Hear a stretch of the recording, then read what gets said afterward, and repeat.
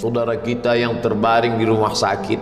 Hari ini sayup-sayup suara azan dari masjid rumah sakit masuk ke telinganya. Dia menonton di televisi acara live solat Jumat, tapi saat itu dia hanya mampu terbujur kaku. Ruhnya masih ada dalam jasad. Anaknya tidak bisa berada di sampingnya karena security tidak mengizinkan keluarga berada di dalam ruang ICU.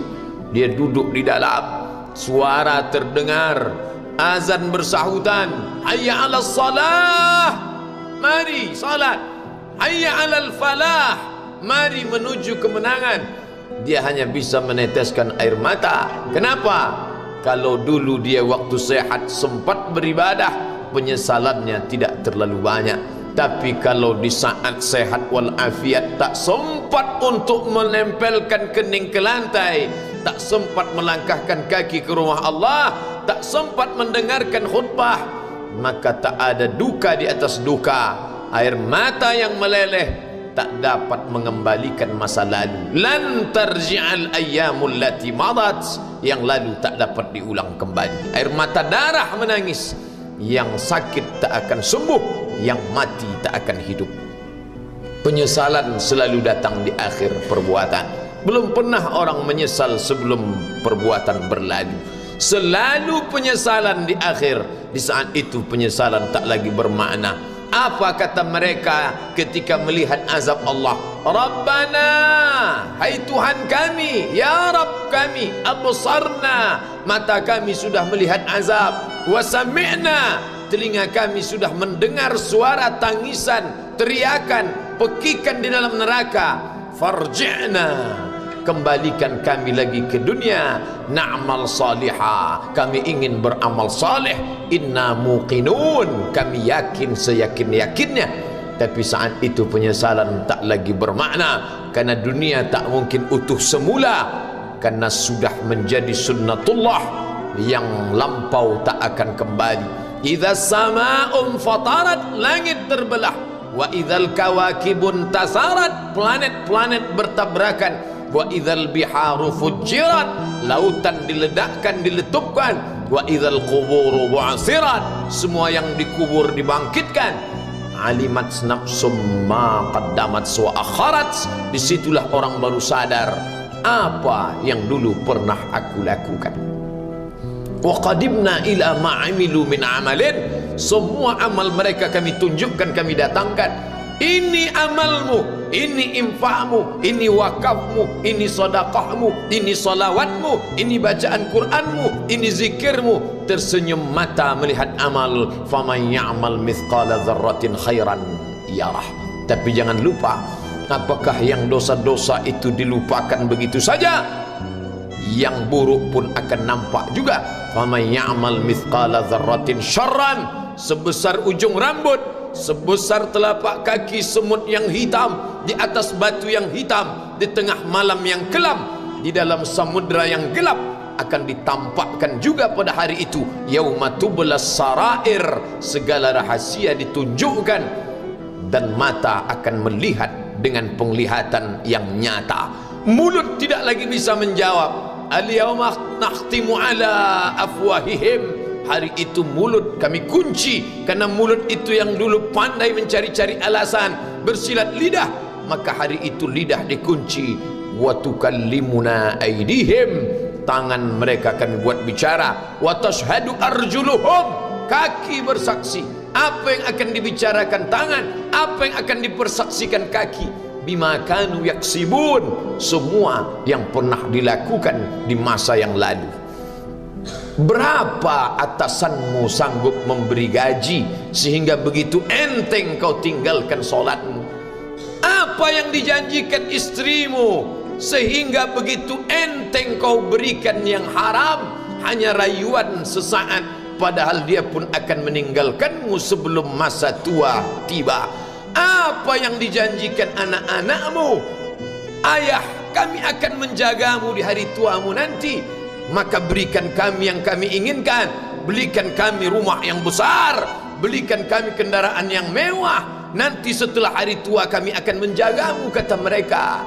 Tapi setelah kita tua, dosa-dosa begitu banyak terkumpul, mereka pun meninggalkan kita di panti jompo yang penuh dengan kesunyian, hening, sepi. Suara cucu tak terdengar menangis karena mereka pun malu mengakui kita sebagai orang tua. Suapkanlah yang haram ke mulut mereka, berikanlah yang batil ke dalam perut mereka.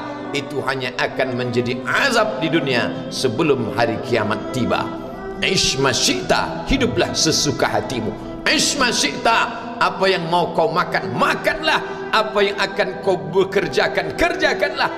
Fa innaka mayyit, tapi ingat, kau akan menjadi mayat, kau akan mati.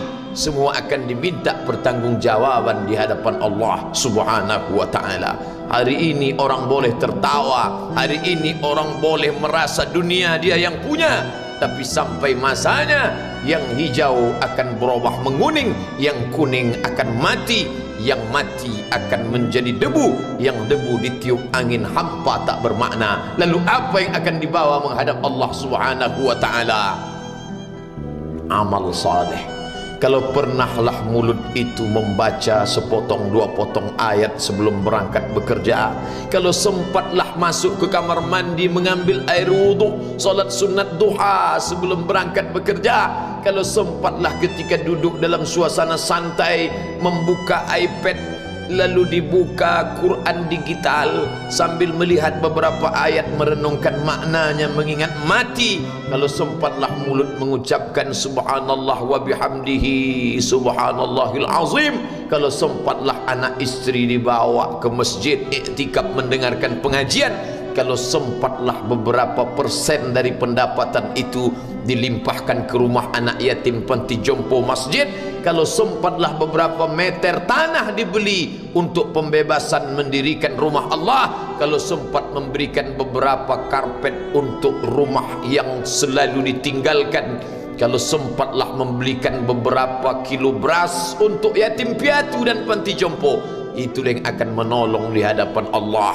Adapun rumah besar dengan beberapa semen, dengan beberapa busi yang banyak, semua akan menjadi tinggal kenangan. Mereka akan menjual, membagi-baginya.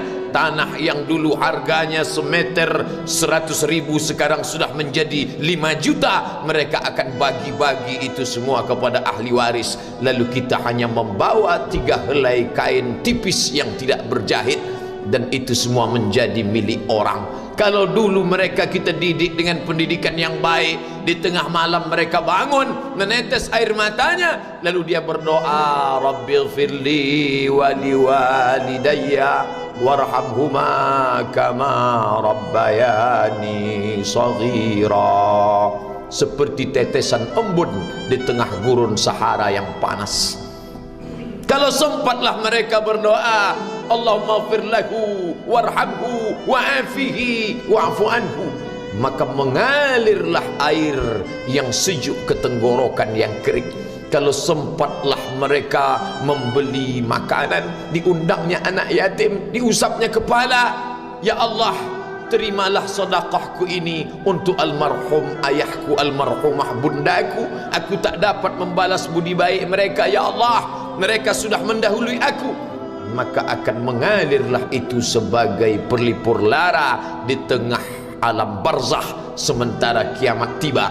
Tapi kalau mereka hanya dididik dengan keduniawian, dididik dengan kemewahan, disumbat mereka dengan materi, tak pernah diingatkan pada mati. Ketika kita mati, mereka pun juga akan mati perasaan ingatannya. Paling celaka lagi, mereka mengingat kita dengan mengantarkan bunga, mereka mengingat kita dengan pakaian hitam, mereka mengingat kita dengan suara musik, mereka mengingat kita dengan memajang foto kita besar-besar di dalam rumah. Dan itu hanya menjadi penghalang rahmat Allah turun, tidak berkesan sedikit pun. Mereka sedang menyangka kalau dinyanyikanlah lagu kesenangan kita, terobat rindu hatinya. Kalau dipajangnya foto kita, dilingkarkannya karangan bunga, puas rindunya. Padahal itu tidak membuat pengaruh apapun kepada kita di alam barzakh. Maka sayang, buatlah sayang yang mengingatkan sesudah mati. Kalau rindu, buatlah kerinduan yang membuat dia akan tetap mengalir sebagai satu amal sesudah kematian. idza matal insan, kalau manusia mati inqata'a. Dulu rajin membaca Quran, berhenti. Dulu rajin salat tahajud, berhenti. Dulu rajin menghatamkan segala yang baik-baik, berhenti. Tapi ada yang tetap mengalir. Di antara yang mengalir itu adalah shadaqatun jariyah.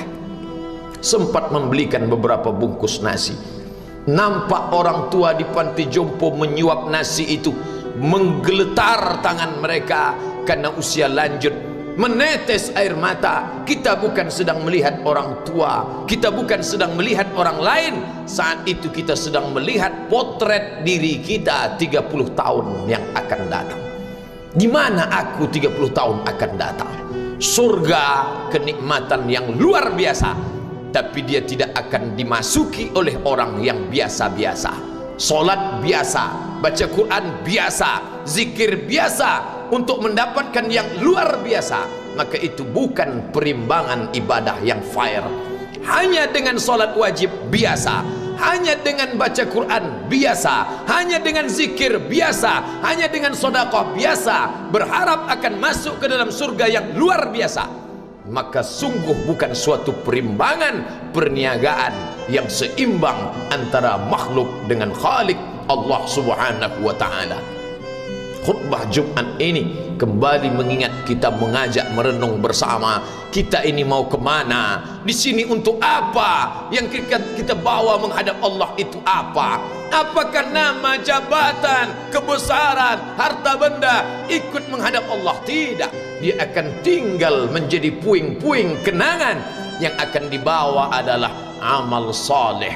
Makanya kita selalu berdoa selesai wudu, Allahumma ja'alni minat tawabin waj'alni minal mutatahhirin. Ditutup dengan waj'alni min ibadikas salihin, karena orang yang saleh lah yang selamat dari kerugian, yang lain rugi. Innal insan, semua manusia lafi khusrin, rugi. Yang kaya rugi, yang punya kuasa rugi, yang ganteng rugi, yang punya anak rugi, yang punya istri rugi. Tapi ada yang beruntung, illallazina amanu, kecuali yang beriman, wa amilus salihati, dan beramal saleh. Itulah orang yang beruntung, karena dia akan hidup dalam kehidupan yang kekal abadi, membawa iman dan amal salehnya. Kalau sampai hari ini masih bersemayam di dalam diri kita, mari kita jaga dan kita berharap kepada Allah husnuzan. Allah menutup usia kita ini dengan husnul khatimah. Ketika itulah malaikat datang memanggil, menyambut, ya ayyatuhan nafsul mutmainnah, wahai jiwa yang tenang, irji'i ila rabbiki, kembalilah engkau kepada Tuhan Rabbmu, radiyatan mardiyah, engkau ridha kepada Allah, Allah pun ridha menerima engkau sebagai hambanya.